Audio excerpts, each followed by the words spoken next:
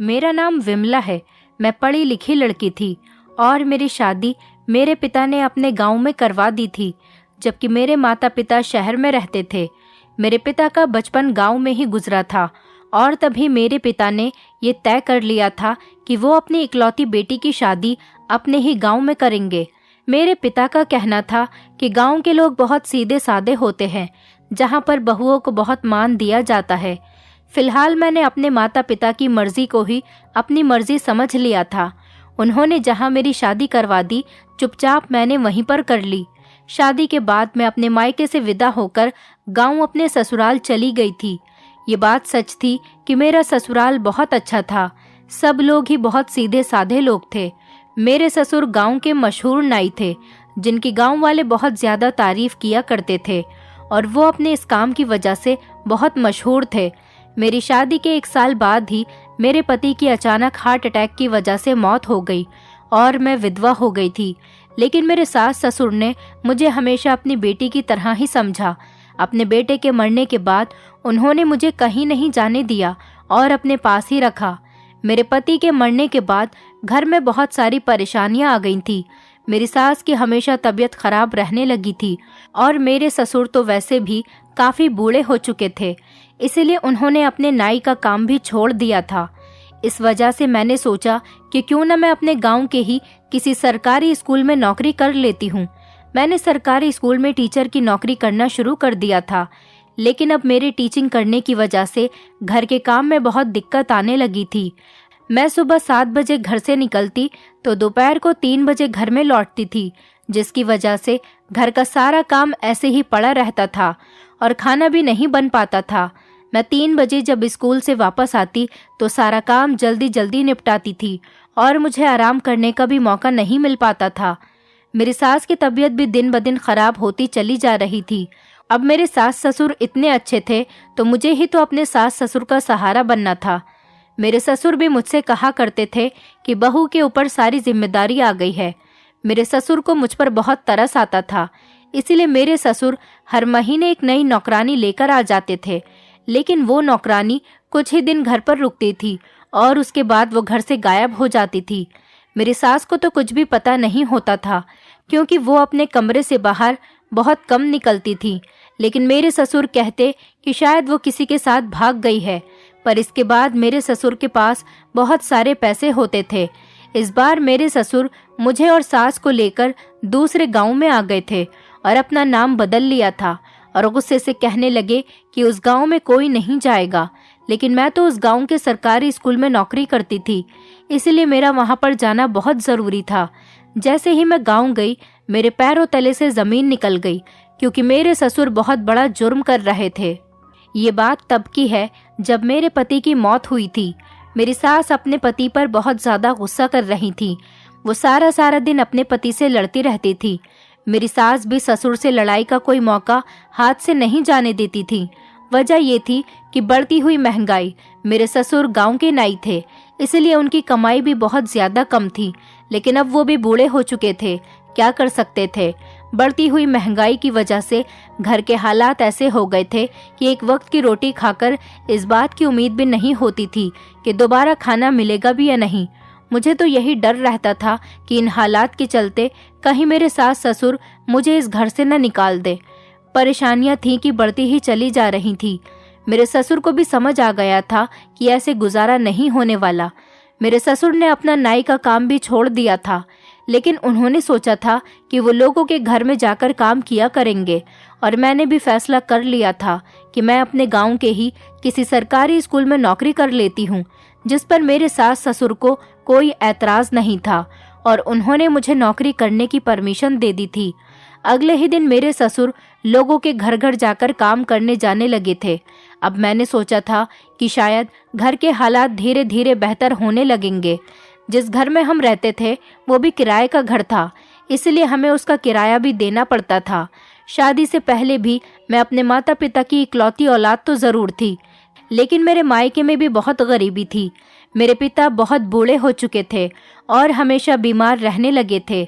मैं नहीं चाहती थी कि मैं विधवा होने के बाद उन पर दोबारा से बोझ बन जाऊं, इसीलिए मैं अपने ससुराल में रहकर अपने सास ससुर का ख्याल रखना चाहती थी।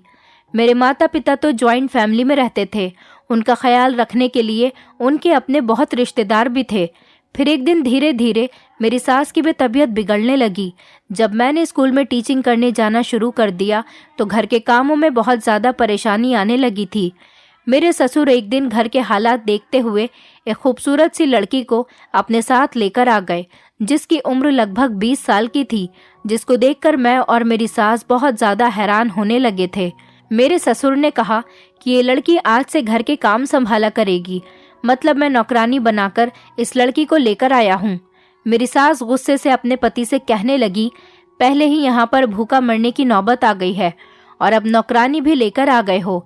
हम लोग तो जैसे तैसे गुजारा कर रहे हैं और अब हमें इस लड़की का भी खर्चा देखना होगा।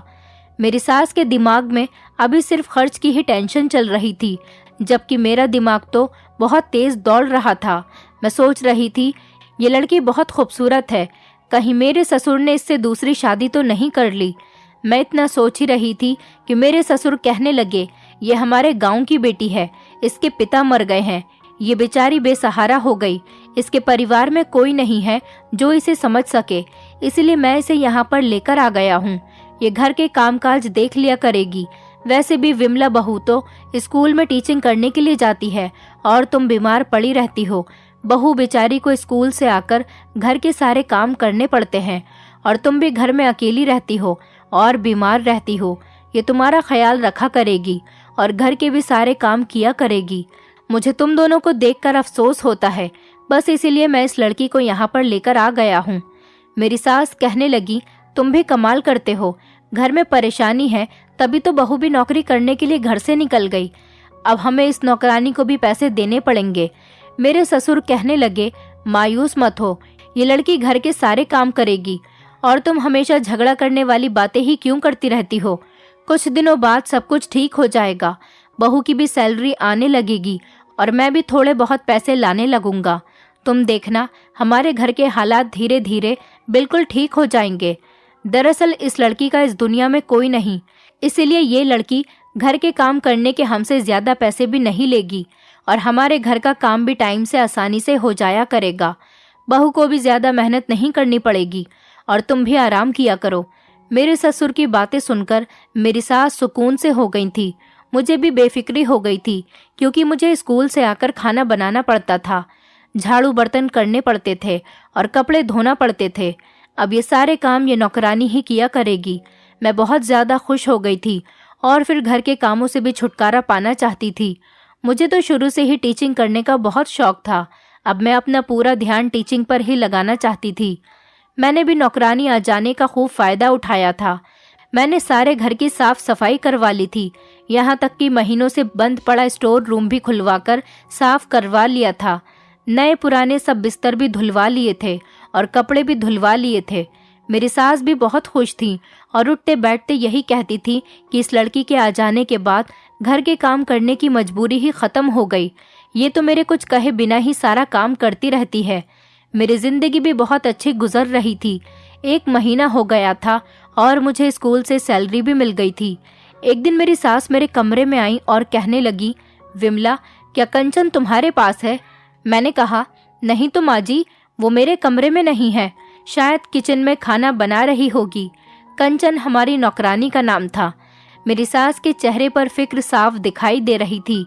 वो खुद उसको सारे घर में ढूंढ रही थी और कहने लगी, अगर वो यहाँ भी नहीं है तो कहाँ जा सकती है? मैंने अपनी सास से पूछा, क्या हुआ है माँ जी? मेरी सास कहने लगी, आज सुबह से ही कंचन गायब है, उसने घर का कोई काम भी नहीं किया। मैंने सारा घर छान मारा है, मगर कंचन मुझे कहीं भी नजर नहीं आ रही। तुमने तो कहीं उसको किसी काम के लिए नहीं भेज दिया? मैंने कहा, नहीं नहीं माँ जी, मैं तो सुबह से स्कूल में थी, तो फिर मैं उसे किसी काम के लिए भला क्यों भेजूंगी? और जब से मैं स्कूल से आई हूँ तब से मैंने भी उसे नहीं देखा है और उसका तो इस गांव में भी कोई नहीं।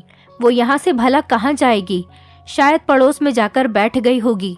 ऐसा तो नहीं कि वो किसी कोने में काम के डर की वजह से छिपी बैठी हो। मेरी सास को गुस्सा आ रहा था। वो कहने लगी, कामचोर कहीं की, पता नहीं काम छोड़कर ना जाने कहाँ चली गई। आएगी तो उससे ज़रूर पूछूंगी, सुबह से ना जाने कहाँ गायब है। ये कहकर मेरी सास अपने कमरे में चली गई थी और मैं भी आराम करने के लिए लेट गई थी। मगर फिर मुझे भी उस लड़की का ख्याल आया तो उठकर मैं अपने कमरे के बाहर आ गई। मेरी सास तो बहुत परेशान नजर आ रही थी, लेकिन मेरे ससुर अभी तक घर वापस नहीं आए थे। थोड़ी देर के बाद जब मेरे ससुर घर वापस आए और सास के कमरे में चले गए थे, मैं भी अपनी सास के कमरे में चली गई और उनको बताया कि माँ जी, कंचन तो कहीं भी नजर नहीं आ रही है। मेरे ससुर को ये बात सुनकर बहुत गुस्सा आ गया कि कंचन कहीं गायब हो गई। मैंने अपने ससुर से पूछा, आपको क्या हुआ पिताजी? तो वो कहने लगे कि तुम दोनों से एक लड़की का ख्याल नहीं रखा गया, तुम दोनों को यही नहीं पता कि वो कहाँ चली गई। मैंने कहा, पिताजी, कंचन तो सुबह से ही गायब है। तो मेरे ससुर गुस्से में आकर कहने लगे, तुम दोनों को एक काम करने वाली लड़की क्या मिल गई थी? तुम लोगों की तो खुशी के ठिकाने ही नहीं थे। अब करो ऐश, जब वो घर से भाग गई है तो। एक तो मैं बड़ी उम्मीद से उस लड़की को लेकर आया था और उससे ये भी कहा था कि मैं तुम्हारा ख्याल अपनी बेटी की तरह रखूंगा। जरूर तुम दोनों ने ही कोई कमी की होगी, तभी तो वो लड़की तंग आकर यहाँ से भाग गई। एक तो जिस दिन से वो बेचारी यहाँ पर आई थी, तुम लोगों ने उससे नए नए तरीके के काम करवाए थे और तुम दोनों एक काम को भी हाथ नहीं लगा रही थी। मुझे लगा था कि यहाँ पर वो सुरक्षित रहेगी, मगर वो अब घर से भाग गई। उसके पड़ोस के लोगों के कहने पर मैं उसको अपने घर पर लेकर आया था। अब मैं उन लोगों को क्या जवाब दूंगा? मेरे ससुर ये बात तो बिल्कुल ठीक कह रहे थे कि हम सास बहू ने उसको बहुत ज़्यादा तंग कर दिया था। हम लोग उससे बहुत ज़्यादा काम ले रहे थे। मेरे ससुर कहने लगे, अगर उसके पड़ोस के लोगों को पता चल गया कि वो हमारे घर से चली गई है तो कहीं वो लोग हम पर पुलिस केस न कर दें। मेरे ससुर सोच सोच कर बहुत ज़्यादा गुस्सा कर रहे थे। मेरी सास भी परेशान हो रही थी और मैं भी। वैसे गलती तो हमारी ही थी, हमें उसका ध्यान रखना चाहिए था और ख्याल भी रखना चाहिए था। हमने उस बेचारी से कुछ ज़्यादा ही काम करवा लिए थे और उसे आराम करने तक का मौका नहीं देते थे। कंचन के चले जाने के बाद हमारे घर में जैसे सुकून खत्म हो गया था। हम लोग हर टाइम घबराए से रहते थे कि कब पुलिस आए। हमें हर वक्त यही डर लगा रहता था। अगले दिन जब मेरे ससुर कंचन के घर के पास से गुजरे तो उसके पड़ोसी ने उसके बारे में पूछा। गलती से मेरे ससुर ने कह दिया कि वो तो हमारे घर से भाग गई। उन लोगों ने मेरे ससुर को बहुत बुरा भला कहा था और उन पर ही इल्ज़ाम लगाया था। हम लोग बहुत ज़्यादा परेशान रहने लगे थे। अब तो मुझे भी स्कूल में टीचिंग करते टाइम पर हमेशा यही टेंशन रहती थी कि कंचन आखिर कहाँ चली गई। अगर कुछ गड़बड़ हो गई तो हम लोग फंस जाएंगे। मेरे ससुर ने बताया कि कंचन के पड़ोसियों के थ्रू उनको पता चला है कि कंचन गलत और बिगड़ी हुई लड़की थी, इसलिए उन लोगों ने उसको मेरे पास भेज दिया था और वो सीधी और अच्छी बनने का नाटक कर रही थी। कंचन के पड़ोसियों की ऐसी बातें सुनकर मेरे ससुर की टेंशन खत्म हो गई थी और हम लोग भी कुछ बेफिक्र हो गए थे कि आखिरकार हमारे सर से मुसीबत टल गई थी। मेरे ससुर ने अपनी कमाई से काफ़ी सारे पैसे भी घर में लाकर दिए थे और मेरी सैलरी भी आने लगी थी। धीरे धीरे हमारे घर के हालात बेहतर होने लगे थे। मेरी सास अपने पति की कमाई से बहुत खुश होती थी और मेरी सास का इलाज भी अच्छे अस्पताल में हो रहा था, लेकिन उनकी तबीयत में दिन ब दिन सुधार होने के बजाय बिगाड़ ही आ रहा था। मेरे ससुर ने मेरी सास के हाथ पर 40,000 रुपये रख दिए थे और कहने लगे, इन पैसों से अपने लिए और बहू के लिए कपड़े बना लो और घर के लिए जिस जिस चीज़ की भी ज़रूरत हो वो सारे काम कर लो। मेरी सास का मुंह तो खुला का खुला ही रह गया था। मैंने भी स्कूल में नौकरी करना छोड़ दिया था, लेकिन मैं कभी कभी किसी काम के लिए स्कूल चली जाती थी, क्योंकि अब नौकरानी तो घर से चली गई थी, इसलिए घर का काम अब मुझे ही देखना होता था और मेरी सास अपने बिस्तर पर लेटी रहती थी। मेरे ससुराल में शुरू से ही गरीबी का राज था, मगर जब से मेरे पति का देहांत हुआ था तब से और भी ज़्यादा हालात बुरे हो गए थे। फिर हमारे घर का किराया भी ज़्यादा था। मेरे ससुर ने घर का किराया भी टाइम पर दे दिया था। घर के खर्चों में पैसों की गिनती नहीं होती थी, इसलिए मैंने भी कभी कभी नौकरी करने के बारे में सोच लिया था। जब स्कूल में बहुत ही ज़्यादा ज़रूरी काम हुआ करता था तभी मुझे बुला लिया करते थे और उसी काम के मुझे पैसे दे दिया करते थे। अब मेरी ससुराल के हालात इतनी ज़्यादा बेहतर हो गए थे कि मैं अपने ससुर के दिए हुए पैसों से हमेशा शॉपिंग करती रहती थी और खाना भी नहीं बनाती थी। होटल से ही खाना आता था और हम लोग बाहर कहीं खाना खाया करते थे। मेरे ससुर खूब पैसे खर्च करने लगे थे। मुझे बिना मांगे ही बहुत सारे पैसे दे दिया करते थे। मैं अपने ससुर से जिस चीज़ की भी डिमांड किया करती थी वो फौरन ही मुझे उसके लिए पैसे दे दिया करते थे। पहले तो मुझे घर से निकलने के लिए ज़्यादा टाइम भी नहीं मिलता था, लेकिन अब मैं हमेशा अपने ससुर के दिए हुए पैसों से घूमती फिरती रहती थी। एक दिन मेरे स्कूल में पढ़ने वाली एक टीचर का बर्थडे आया था। उससे मेरी अच्छी फ्रेंडशिप हो गई थी, तो उन्होंने मुझे अपनी बर्थडे पार्टी में इनवाइट किया था। वो बहुत अमीर परिवार से बिलोंग करती थी। वो मेरे साथ ही स्कूल में टीचिंग किया करती थी। तभी मेरी उनसे दोस्ती हो गई थी। मेरी सास ने भी मुझे उसके घर भेजने की परमिशन दे दी थी। वो कहने लगी, ठीक है तुम चली जाओ। बल्कि मेरे ससुर ने गिफ्ट देने के लिए भी मुझे पैसे दिए थे। मुझे तो अपनी ससुराल में बहुत ही अच्छा लग रहा था, क्योंकि यहाँ पर मेरी अब हर ख्वाहिश पूरी हो रही थी। ऐसी ख्वाहिशें तो मेरे माता पिता ने भी पूरी नहीं की थी, लेकिन अपनी ज़िंदगी की इस काया पलट की मुझे समझ ही नहीं आ रही थी। ये दिन हमारी ज़िंदगी के लिए सबसे बेहतरीन दिन थे। कहने को तो मेरे ससुर के सारे भाई बहन काफ़ी अमीर लोग थे और उनकी ज़मीनें भी थीं। फिर जब मेरे ससुर की शादी मेरी सास से हुई थी तो मेरी सास की अपनी सास के साथ हमेशा लड़ाई रहा करती थी। बस इसी वजह से उन्होंने अपना खाना पीना और घर अलग कर लिया था। तभी से ही उनके घर के हालात बिगड़ते चले गए थे और गरीबी भी बढ़ती चली गई थी। मेरे ससुर बहुत अच्छे आदमी थे। उन्होंने लोगों से लड़ाई झगड़ा करना नहीं जाना था, लेकिन मेरी सास अपने पति से हमेशा लड़ती रहती थी। पर जिस दिन से उन्होंने उनके हाथ में ढेर सारे पैसे लाकर रखने शुरू किए थे, अब घर में सास ससुर के बीच किसी तरह का कोई झगड़ा नहीं होता था। मेरे पति का भी सारा बचपन गरीबी में ही गुजर गया था। मेरे पति को इलाज भी ठीक नहीं मिल पाया था, जिसकी वजह से उनकी मौत हो गई थी। मेरे पति बहुत अच्छे इंसान थे और मुझे बहुत प्यार किया करते थे।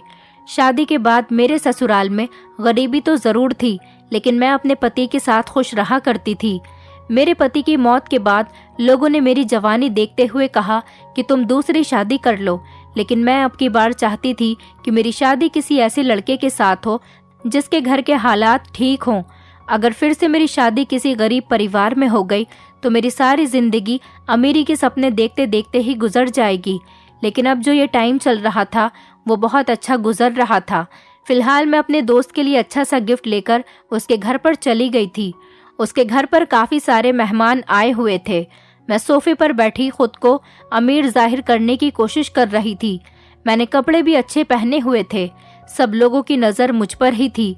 देखकर मुझे कोई भी नहीं कह सकता था कि मेरी शादी हो चुकी थी और मैं विधवा भी हो गई हूँ। क्योंकि मैं पढ़ी लिखी थी, इसलिए सबको यही जाहिर करती थी कि मैं इस गांव की नहीं बल्कि शहर की रहने वाली हूँ। लेकिन अब जब शादी यहाँ पर हो गई थी तो थोड़ी बहुत लोगों की बातें भी बर्दाश्त करनी होती थी। लेकिन सब लोग मेरी खूबसूरती और एटीट्यूड की तारीफ करते थे। मेरे सामने ही एक लड़का मेरे करीब आकर खड़ा हो गया था। वो मुझसे कहने लगा, मैं आपके बराबर में खाली जगह पर बैठ सकता हूँ। मुझे समझ नहीं आया कि मुझे क्या करना चाहिए, उसे परमिशन दे देनी चाहिए या नहीं।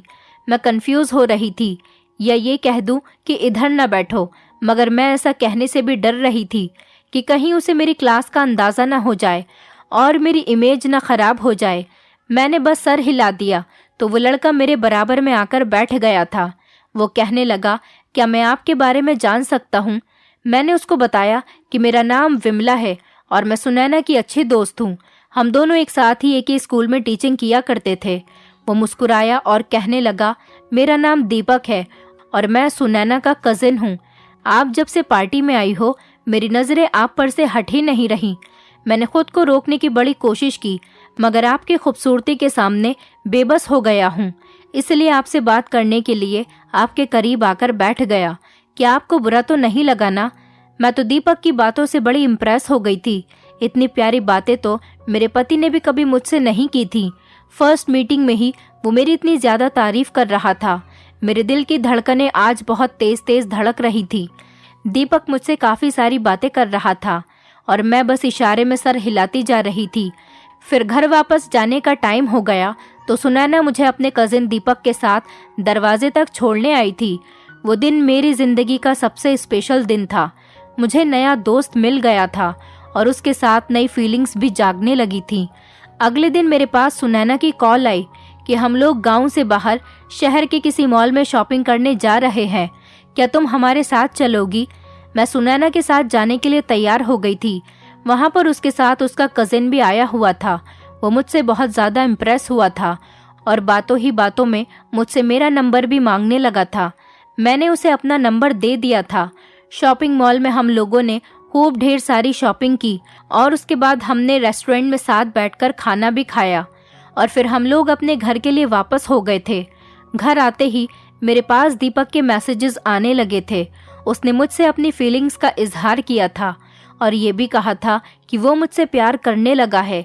मैं हैरान हो गई थी कि पहली ही मीटिंग में भला कैसे प्यार हो सकता है, लेकिन मुझे कहीं ना कहीं डर लग रहा था कि मैं ये सब कुछ सही कर रही हूँ या फिर गलत, क्योंकि मैं अपने पति की विधवा थी। लेकिन इस बात से कोई फर्क नहीं पड़ता था। मेरी शादी को सिर्फ 2 साल ही तो हुए थे और वैसे भी लोग मुझे दूसरी शादी करने की राय दिया करते थे। फिलहाल जो भी था, मुझे वो सब बहुत अच्छा लग रहा था। मैं भी दीपक के साथ बातें करने लगी थी। उसने मुझे बताया था कि वो शहर के सबसे बड़े और मशहूर बिजनेसमैन का बेटा है। उसने मुझसे कहा था कि तुम मेरे डैड के ऑफिस में जॉब कर सकती हो। मुझे दीपक और उसकी बातें बहुत अच्छी लगने लगी थी। अब वो जैसा कहता था मैं वैसा ही करने लगी थी। मेरे घर से निकलने पर मेरे सास ससुर भी कभी कोई रोक टोक नहीं लगाते थे, क्योंकि मैं सुबह की साफ सफाई कर देती थी और खाना तो हमारा मार्केट से ही आ जाता था, इसीलिए किसी बात की कोई टेंशन नहीं थी।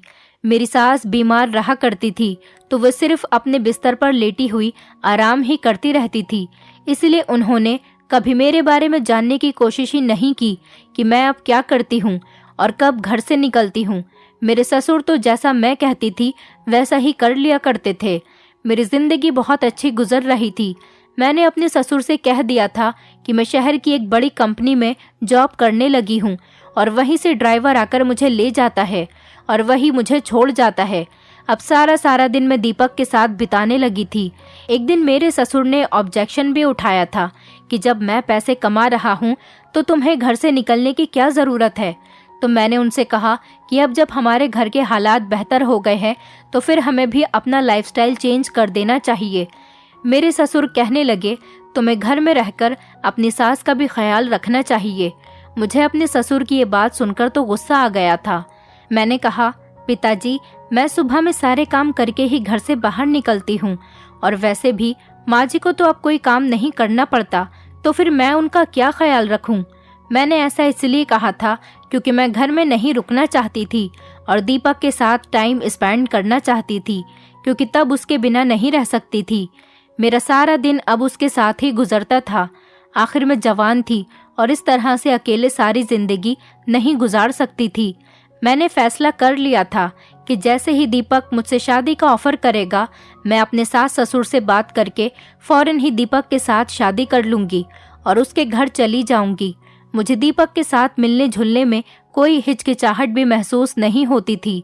कभी कभी तो मैं सोचती थी कि ज्यादा मिलना जुलना सही रहता है या नहीं।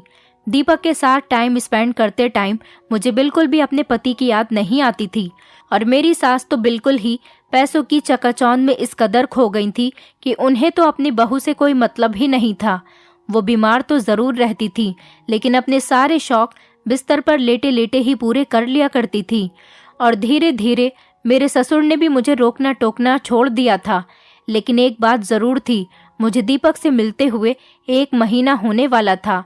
अभी तक हम लोग अकेले में नहीं मिले थे। हम लोग ज्यादातर पब्लिक प्लेस में ही मिला करते थे, लेकिन अब मुझसे दीपक अकेले में मिलने की जिद कर रहा था। मैं इसी उलझन में उलझी हुई थी कि मुझे दीपक की बात मान लेनी चाहिए या उसे टाल देना चाहिए। इन्हीं दिनों मेरे ससुर कहने लगे कि मैं दूसरे गांव कुछ दिनों के लिए अपने रिश्तेदारों के यहाँ पर जाना चाहता हूँ। दूसरे गांव में मेरे ससुर के कुछ रिश्तेदार रहा करते थे। उन्हें वहाँ पर कुछ दिनों के लिए जाना था। उन्होंने मुझसे कहा कि बहू, मैं कुछ दिनों के लिए गांव जा रहा हूँ और जल्द ही वापस लौट आऊँगा। तो उनके जाने के बाद मैंने फैसला कर लिया था कि मैं अब दीपक के साथ अकेले में मीटिंग कर लूँगी। अपने ससुर के जाने के बाद न जाने क्यों मुझे एक आज़ादी का एहसास क्यों हो रहा था। हालांकि मैं तो उनके यहाँ पर होते हुए भी शहर जाकर दीपक से मिलती ही रहती थी। अगले दिन जब मेरे ससुर घर से निकल गए तो मैं भी उनके जाने के आधा घंटे के बाद ही दीपक के साथ उसकी कार में बैठकर चली गई थी। पहले तो हम दोनों ने अच्छे से रेस्टोरेंट में खाना खाया। फिर उसने कहा कि आज तुम सारा दिन मेरे नाम कर दो, बस हम हमेशा शॉपिंग करते रहते हैं और रेस्टोरेंट वगैरह में मिलते रहते हैं। मैं चाहता हूँ कि आज हम दोनों अकेले में मिलें। मैंने ठीक है कह दिया था कि ठीक है, तुम जहाँ पर मुझे लेकर जाना चाहते हो मैं चलने के लिए तैयार हूँ। दीपक ने होटल में एक कमरा बुक कर लिया था। हम दोनों वहाँ पर चले गए थे, लेकिन कहीं ना कहीं मुझे दीपक पर शक हो रहा था। एक बार तो मैंने इनकार भी कर दिया था, तो दीपक ने मेरी आंखों में आंखें डालकर कहा, क्या मैं इस इनकार की वजह जान सकता हूँ? कितने दिनों से हम लोग ऐसे ही मीटिंग कर रहे हैं और मैं तुमसे कितने दिनों से अकेले मिलने की जिद कर रहा हूँ, पर तुम मेरी बात मानती ही नहीं हो। मैंने कहा, दरअसल मुझे जल्दी घर जाना है, मेरी माँ मेरे लिए परेशान हो रही होगी। दीपक ने मेरा हाथ पकड़ते हुए कहा, सच सच बताओ, क्या तुम्हें मुझ पर भरोसा नहीं? हम रोज एक साथ सारा दिन गुजारते हैं और आज अचानक से तुम्हें याद आ रहा है कि तुम्हारी माँ परेशान होगी। मैं खामोश ही रही तो दीपक कहने लगा, जिस रिश्ते में भरोसा न हो उसे ख़त्म कर देना चाहिए। आज से मैं तुमसे फ्रेंडशिप ख़त्म करता हूँ।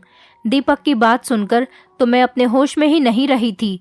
ऐसा लग रहा था जैसे मुझे किसी ने आसमान से ज़मीन पर गिरा दिया हो। मेरी आंखों में आंसू आ गए थे। मैं कहने लगी, दीपक तुम ये क्या कह रहे हो?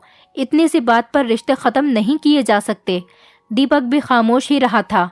मुझे लगा था कि अगर वो सब कुछ ख़त्म करके चला गया तो मैं पागल हो जाऊंगी, क्योंकि अब मुझसे उसके बिना नहीं रहा जाएगा। मैंने दीपक की आंखों में आंखें डालकर कहा कि मुझे तुम पर खुद से भी ज़्यादा भरोसा है, मैं तुम्हारे साथ चलने के लिए तैयार हूँ। दीपक खुश हो गया था और इसी तरह से हम लोग होटल के कमरे के अंदर मौजूद थे। दीपक ने वेटर से कहकर हमारे लिए कॉफ़ी मंगवाई थी और मुझे अपनी ज़िंदगी के काफ़ी सारे सीक्रेट्स भी बताए थे। वो कहने लगा, हम दोनों हमेशा इतनी शोर वाली जगह पर मिले हैं कि कभी मैं तुम्हें अपने बारे में कुछ बता ही नहीं पाया और न दिखा पाया। उसने बताया कि उसकी ज़िंदगी की दास्तान काफ़ी सारी परेशानियों से भरी पड़ी है। दीपक ने बताया कि मेरे पिता ने मेरे जन्म के बाद मेरी माँ को छोड़कर किसी दूसरी औरत से शादी कर ली थी। मेरे पिता शहर के सबसे बड़े बिजनेसमैन आदमी है। मेरे पिता मुझसे प्यार तो करते हैं, लेकिन मैं आज भी नाराज़ हूँ कि अगर वो मेरी सगी माँ के साथ ही रहते तो शायद मैं उनको ज़्यादा इज्जत देता। मुझे अपने पिता से वो प्यार नहीं मिल पाया जो हर बच्चा अपने माता पिता से उम्मीद करता है। मैं अकेला ही रहा हूँ। मेरी माँ भी न जाने किसके प्यार के जाल में फंस गई थी। उन्होंने भी कभी अपने बेटे की परवरिश पर ध्यान नहीं दिया। दीपक मुझे अपने आप ही सब कुछ बताता जा रहा था। उसकी बात सुनकर मुझे उससे और भी ज़्यादा मोहब्बत हो गई थी। मैंने खुद से फैसला किया था कि मैं इस टूटे हुए इंसान को जोड़ने की भरपूर कोशिश करूंगी। वो दिन मेरी ज़िंदगी का सबसे यादगार दिन था। मैं दीपक के साथ होटल के कमरे में अकेले मिलने से इसीलिए घबरा रही थी क्योंकि मैंने बहुत ही अजीब सी बातें सुन रखी थी कि ज़्यादातर लड़के लड़कियों को धोखे से होटल के कमरे में ले जाते हैं और फिर उन्हें हमेशा के लिए बर्बाद कर देते हैं। मगर मेरे साथ ऐसा कुछ भी नहीं हुआ था। दीपक ने तो मुझे टच तक नहीं किया था। मैंने सोचा था कि चलो मैं दीपक के साथ होटल तक चली गई थी। मैं मोहब्बत के इस मुकाम तक पहुंच चुकी थी कि मैं दीपक को इसकी गहराई तक जानना चाहती थी। आज उसने मेरे साथ जितनी भी अपनी पर्सनल बातें शेयर की थी, उसने मुझे अपनी नज़रों में बहुत ख़ास बना दिया था। मैं घर लेट ही पहुंची थी और सीधा अपनी सास के कमरे में चली गई थी। मेरी सास की तबीयत अब कुछ बेहतर लग रही थी, लेकिन उन्होंने मुझसे नहीं पूछा कि तुम आज सारा दिन कहाँ रही हो और इतनी लेट क्यों आई हो। 3-4 दिन के बाद मेरे ससुर भी गांव से वापस लौट आए थे। हैरत की बात ये थी कि इस बार भी उनके साथ एक खूबसूरत लड़की मौजूद थी। ये लड़की तो पहले वाली लड़की से भी कम उम्र की थी। मेरे ससुर ने बताया कि ये लड़की यहाँ पर घर का काम करने के लिए आई है। ये मेरे दोस्त की बेटी है और ये हमारे घर का सारा काम अच्छे से संभाल लेगी। मेरे दोस्त को पैसों की ज़रूरत थी और ये उसकी इकलौती बेटी है। वो बेचारा तो कोई काम धंधा नहीं कर सकता और अपनी बेटी को ऐसे किसी के भी भरोसे नहीं छोड़ सकता। मेरे दोस्त को मुझ पर बहुत भरोसा है। जब उसने मुझे अपनी परेशानी के बारे में बताया तो मैंने अपने दोस्त से कहा कि तुम अपनी बेटी को मेरे घर काम करने के लिए भेज दो। मैं इसके अच्छे खासे पैसे दिया करूँगा और ये मेरे घर में सेफ भी रहेगी। ये लड़की देखने में तो काफ़ी मासूम थी, मगर मेरे ससुर ने कह दिया था कि इस पर पूरी नज़र रखने की ज़रूरत है, कहीं ऐसा न हो कि ये हमारे घर में पैसे वगैरह देखकर हमें बेवकूफ़ बनाने की कोशिश करे। लेकिन अपने ससुर की बात सुनकर मैं बहुत हैरत में आ गई थी। मैं नहीं चाहती थी कि एक और काम वाली लड़की से हम हाथ धो बैठें, क्योंकि मुझे थोड़ा बहुत तो काम करना ही होता था। और अब दीपक के साथ मेरा टाइम इतना ज़्यादा स्पेंड होने लगा था कि मुझे घर का काम करना बड़ा भारी लगता था। नौकरानी के आ जाने से मुझे तसल्ली हो गई थी कि चलो अब मैं बेफिक्री से किसी भी टाइम घर से निकल सकती हूँ। मगर हमारी सारी कोशिशें नाकाम हो गई थी। वो लड़की एक दिन हमारे घर से भाग गई थी और ना जाने कहाँ चली गई थी। और जब मैं घर पर आई तो वो हमारे घर पर मौजूद नहीं थी। मेरे ससुर बहुत ज़्यादा परेशान हो गए थे कि अब क्या होगा, क्योंकि ये लड़की उनके दोस्त की बेटी थी। लेकिन अब की बार मेरी सास को बहुत गुस्सा आ रहा था। वो अपने पति से कहने लगी कि तुम कैसी काम वाली लड़की लेकर आते हो जो फौरन ही भाग जाती है। अब वो खुद हैरान थे कि ना जाने गांव की अनपढ़ लड़की इतनी चालाक कैसे हो सकती है कि वो प्लानिंग के साथ घर से भाग सकती है। इस लड़की के जाने का भी हमें बहुत अफसोस था। फिर इस लड़की के भाग जाने के बाद हमें बहुत फिक्र रहने लगी थी कि आगे क्या होगा। उन्हीं दिनों मेरे ससुर ने अपने किसी रिश्तेदार के यहाँ मुंडन किया था। इसके उन्हें काफ़ी सारे अच्छे पैसे मिले थे और फिर से धीरे धीरे हमारी लाइफ पहले के जैसे रूटीन पर आ रही थी। और अब की बार तो मेरे ससुर ने मकान मालिक से हमारा घर भी खरीद लिया था। अब वो घर हमारा हो गया था और हमें उसका किराया भी नहीं देना पड़ता। ये खुशखबरी मैंने दीपक को भी सुना दी थी। वो भी खुश हो गया था। फिर वो दिन भी आ गया था जब मैंने दीपक के डैड के ऑफिस पर जॉब ज्वाइन कर ली थी, क्योंकि पहले तो मैं अपने ससुर से झूठ बोलती थी कि मैं शहर में जॉब करती हूँ। जॉब के बहाने मैं दीपक से मिलने जाया करती थी। दीपक भी अपने डैड की कंपनी में ही काम किया करता था। अब मेरा और दीपक का काम भी एक साथ हो गया था और हम दोनों सारा दिन एक साथ ही गुजारते थे। जब कभी कभी दीपक अपसेट हो जाता तो वो मुझे होटल रूम में ले जाया करता था। फिर वो मुझे अपने बचपन की बातें बताता था। मैं उसे हौसला देती रहती थी। वो बहुत ही स्पेशल दिन था जब दीपक ने मुझे प्रपोज किया था। उसने मुझसे कहा कि तुम मेरी ज़िंदगी में पहली लड़की आई हो जिसने मेरे दिल में अपने लिए जगह बना ली है, वरना आज तक भी कोई लड़की मुझे इम्प्रेस नहीं कर पाई। मेरे दिल में सारी जगह सिर्फ तुम्हारे लिए ही है। मैं खुद को आसमान में उड़ता हुआ महसूस कर रही थी। मुझे लगा था कि अब जिंदगी में चैन ही चैन लिखा है। मुझे कहाँ अंदाज़ा था कि मेरी ज़िंदगी पलटने वाली है और इस तरह से पलटने वाली है कि मुझे मेरी गलती का एहसास कराकर रहेगी। हुआ यूं था कि मेरे ससुर एक बार फिर से न जाने किसी लड़की को हमारे घर पर लेकर आ गए थे, नौकरानी बनाकर। मगर कुछ दिन बाद वो लड़की भी हमारे घर से भाग गई थी। अब तो आस पड़ोस के लोगों को भी हम पर शक होने लगा था कि हमारे घर पर नौकरानी आई थी और कुछ दिन बाद हमारे घर से भाग जाया करती थी। और अब तो मेरे ससुर जिनकी बेटियों को हमारे घर पर नौकरानी बनाकर लाते थे, वो लोग भी हमारे घर पर अपनी बेटियों को लेने के लिए आने लगे थे। मेरे ससुर बेचारे उनकी बेटी को कहाँ से ढूंढ सकते थे। मेरे ससुर ने फैसला कर लिया था कि हम गांव ही बदल लेंगे और मेरी सास और मुझे भी सख्ती से कह दिया था कि कोई भी इस गांव से वापस नहीं आएगा। लेकिन मुझे बड़ी हैरानी हो रही थी कि अभी अभी तो हमने इस मकान को अपने नाम करवाया था, तो मेरे ससुर इस मकान को बेचकर दूसरे गांव क्यों जाना चाहते थे। मैंने इस बारे में अपने ससुर से बात की तो वो कहने लगे कि हमारे लिए ये गांव छोड़कर जाना ज़रूरी हो गया है और तुम्हारे कहने पर हम इस घर को बेचते नहीं हैं, बल्कि इसमें ताला डालकर यहाँ से चले जाते हैं। दूसरे गांव में जाकर वहाँ पर कोई घर किराए पर ले लेंगे और वहीं पर शिफ्ट हो जाएंगे। जब हालात बेहतर हो जाएंगे तो हम अपने घर वापस आ जाएंगे। मुझे अपने ससुर की बात तो ठीक लगी थी। हम लोग दूसरे घर में शिफ्ट हो गए थे और मेरा वही रूटीन रहता था कि दीपक मुझे अपनी कार से ही ले जाता था और अपनी कार से ही घर छोड़कर चला जाता था। एक दिन मेरे पास दीपक का फ़ोन आया। उसने बताया कि मेरी तबीयत ठीक नहीं है, तुम जल्दी से मुझे होटल रूम में मिलो, मुझे तुम्हारी बहुत ज़रूरत है। मैं मान गई थी और जल्दी से होटल के रूम तक पहुंच गई थी। मैंने देखा कि दीपक की हालत तो सच में बहुत बुरी हो रही थी और वो बुरी तरह से रो रहा था। उसने मुझे बताया कि आज मेरे डैड ने मेरे साथ बहुत गलत बिहेव किया और मैं आज अपने आप को बहुत अकेला महसूस कर रहा हूँ। मैंने दीपक को समझाया था, उसको हमदर्दी दिखाई थी तो वो थोड़ा रिलैक्स हो गया था। वो उठकर मेरे लिए वेटर से कॉफ़ी का ऑर्डर देने के लिए नीचे चला गया था। हम दोनों ने मिलकर कॉफ़ी पी थी। फिर ना जाने क्या हुआ कि मैं गहरी नींद में सो गई थी। न जाने मैं कैसे सो गई, मुझे कुछ पता ही नहीं चला। लेकिन जब मैं होश में आई तो मुझे पता चला कि दीपक मुझे यूज़ कर चुका है। मैंने दीपक के मुंह पर थप्पड़ मार दिया था और उसे इल्ज़ाम देने लगी, कहने लगी कि तुमने मेरी ज़िंदगी बर्बाद कर दी। दीपक ने मुझसे माफ़ी मांगी थी। वो मेरे आगे बहुत गिड़गिड़ा रहा था। मैं उस टाइम डिप्रेशन में चली गई थी। फिर दीपक कहने लगा, वैसे भी मैं तुमसे शादी करना चाहता हूँ, इसमें कोई इतनी बड़ी बात नहीं, इसलिए तुम इस बात को भूल जाओ। मैं दीपक से बहुत प्यार करती थी, इसलिए मैंने उसकी बात को मान लिया था। एक दिन दीपक के डैड ने मुझे और दीपक को अपनी प्रॉपर्टी के सिलसिले में एक गांव भेज दिया था, जहां जाकर हमें प्रॉपर्टी का जायजा करना था। हम दोनों इस काम के लिए एक साथ ही गांव चले गए थे। मुझे क्या पता था कि ये वही गांव है जिसमें मेरे ससुर के रिश्तेदार रहते थे। मेरे वहां जाते ही सब लोगों ने मुझे पहचान लिया था और ना जाने लोग मेरे बारे में कैसे जानते थे कि मैं सुमित की पत्नी हूँ।